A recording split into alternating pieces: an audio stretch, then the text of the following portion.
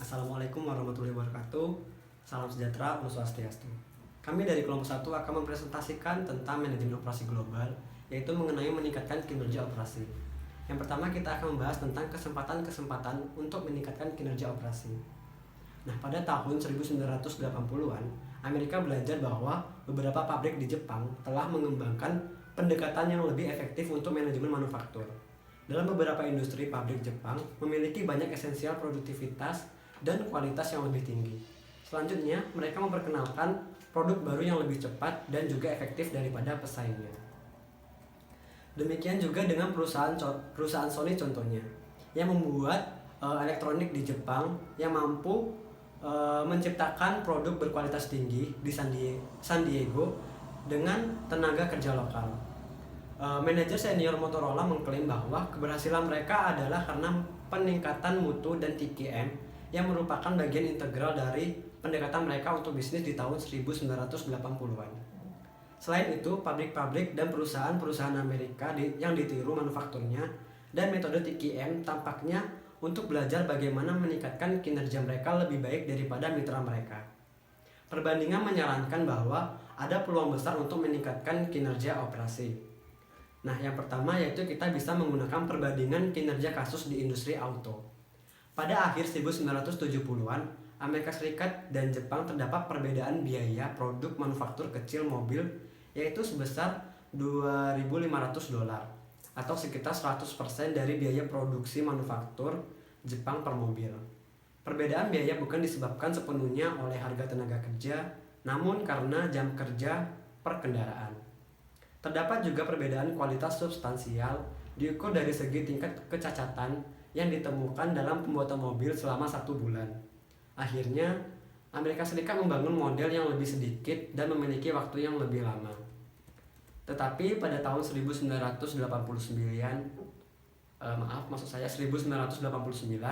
setelah 1 dekade upaya perbaikan yang dilakukan Amerika, distribusi kinerja Amerika pada dimensi ini telah meningkat cukup baik. Pada tahun 1994, memenangkan J.D. Power Silver Quality Award untuk kualitas terbaik dari J.D. Power dalam usaha bersama antara perusahaan Amerika Utara dengan Mazda di Meksiko karena mampu mencapai kualitas yang sama dan tingkat produktivitas yang baik. Konsultan dan analisis untuk proyek MIT Auto John Krafcik pada tahun 1988 menjelaskan bahwa peningkatan ini muncul terutama karena Amerika yang mengadopsi sistem produksi ramping dari Jepang. Kemudian yang kedua, kita bisa menggunakan perbandingan kinerja industri lainnya. Pembelajaran tentang produktivitas, kualitas, dan belajar di industri lain di luar Jepang juga konsisten dengan proposisi bahwa ada jenis produk baru dengan sistem manajemen baru yang diciptakan oleh Jepang dan diadopsi oleh banyak industri lain. Untuk industri Amerika dan Jepang tampaknya mengikuti pola yang sama. Demikian pula memperkecil biaya dan memperbaiki kualitas dalam industri seni konduktor di awal tahun 1980-an. Industri pun seharusnya dapat lebih inovatif. Kemudian selanjutnya kita masuk ke bagian analisis operasi untuk perbedaan-perbedaan kinerja. Nah, perbedaan kinerja yang luas di banyak industri tampaknya karena sebagian besar perbedaan-perbedaan dalam desain dan manajemen dari pabrik tersebut. Nah, yang pertama kita lihat dari definisi kerja dan struktur organisasi. Kinerja pabrik yang tinggi umumnya mempunyai produktivitas tenaga kerja yang lebih tinggi dari pabrik tradisional. Pertama, tenaga kerja langsung atau operator peralatan dikelompokkan dalam tim self-managing yang lebih besar, sehingga secara drastis mengurangi pengawasan. Yang kedua, tenaga kerja langsung dan operator-operator peralatan melakukan beberapa jaminan kualitas pemeliharaan preventif, perbaikan untuk metode kerja mereka sendiri. Selanjutnya kita bahas tentang typical plan organizational. Ini di bagian tradisional industrinya. Yang pertama itu ada plan manager, yang kedua ada manufacturing, yang ketiga ada material management, yang keempat ada industrial engineering, yang kelima ada quality, ada purchasing, engineering, planning, dan lain-lain. Setelah itu ada di bagian high performance factory-nya. Yang pertama itu ada plan manager, yang kedua ada business planning, yang ketiga ada shift manager, yang keempat ada supervisor, yang kelima direct work, dan yang terakhir ada engineering. Nah, pada level yang paling tinggi ada jauh lebih sedikit peluang pekerjaan di pabrik yang mempunyai kinerja tinggi. Nah, tidak ada pengawasan karena pergantian supervisor mengawasi keahlian teknik dan manufacturing. Para personil hilang dan di tempat sumber daya manusia diperluas dan departemen pembelajaran, sebuah departemen yang mendukung karyawan langsung dan memberikan pendidikan berkelanjutan untuk para karyawan tersebut. Setelah itu ada trough waktu atau siklus waktu. Di sini ada bisnis di mana manfaat dari kepercayaan dalam merespon customer terbatas, misalnya bisnis komoditi dan padat karya. Bisa sering menyimpan lebih baik beberapa persediaan jika biaya penyimpanan memungkinkan ekonomi berskala besar dalam proses. Dan selanjutnya ada kualitas. Di sini kualitas dalam istilah kecacatan atau kecocokan ke spesifik tertentu umumnya memiliki dampak positif pada produktivitas, yaitu seperti kata Crosby, kualitas adalah gratis. Hal itu karena biaya langsung, kualitas rendah, pemborosan, dan inspeksi. Setelah itu ada proyek peningkatan. Penekanan dalam banyak pabrik kinerja, diskusi pada pekerja langsung dan operator peralatan dan meningkatkan kontribusi dan pengetahuan mereka. Banyak manajer mengatakan penting proyek ini tidak dapat ditaksir terlalu tinggi. Proyek-proyek ini memberikan moral karyawan dan dorongan komitmen serta memberikan pemahaman yang lebih terhadap pekerja mereka. Selanjutnya ada di sini, tetapi peningkatan yang besar dalam kinerja itu baik dalam hal kualitas kesesuaian atau memperpanjang garis produk atau meningkatkan proses teknologi, itu sering melibatkan proyek dijalankan oleh insinyur dan manajer sebelumnya, melibatkan pekerjaan hanya sebagai penasihat saja. Seperti itu.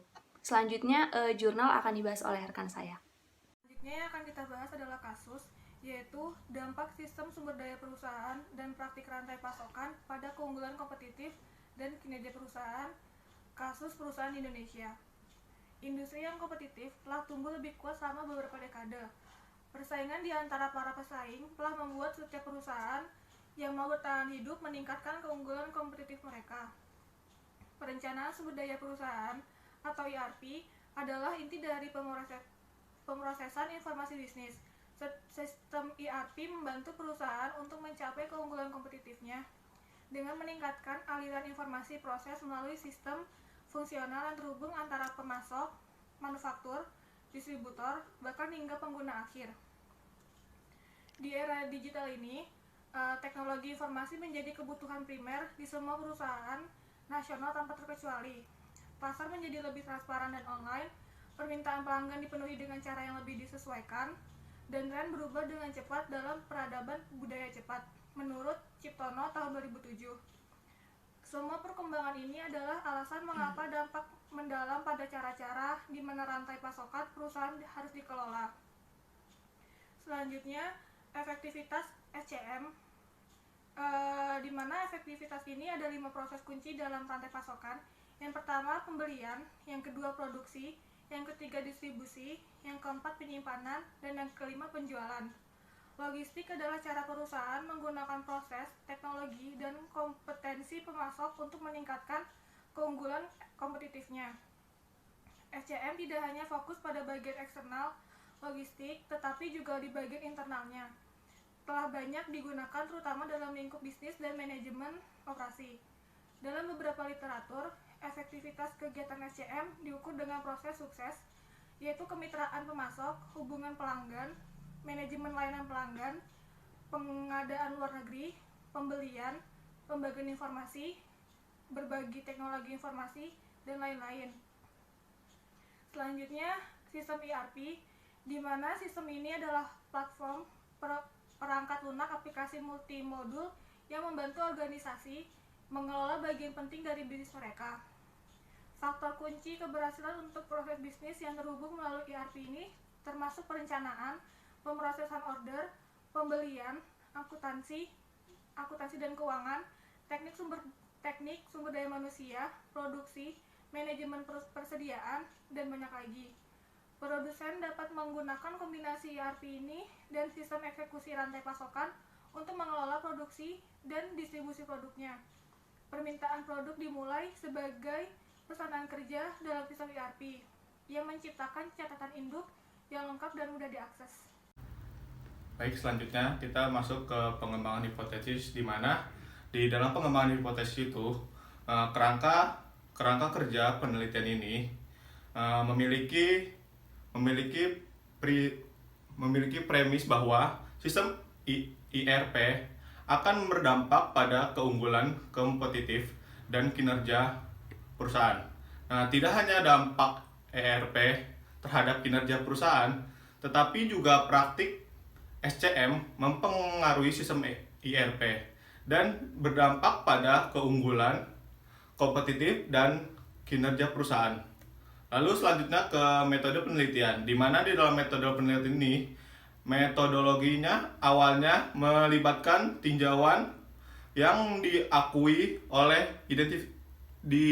oleh identifikasi kumpulan item yang mengukur konstruk yang membentuk model penelitian. Nah, dari kelompok itu sendiri digunakan untuk mengembangkan survei awal dan tunjuk pada studi percontohan untuk mengukur pemurnian sebelum penciptaan kuesioner, dan pelaksana studi utama. Data yang diperlukan untuk penelitian lapangan telah dikumpulkan melalui metode penelitian survei.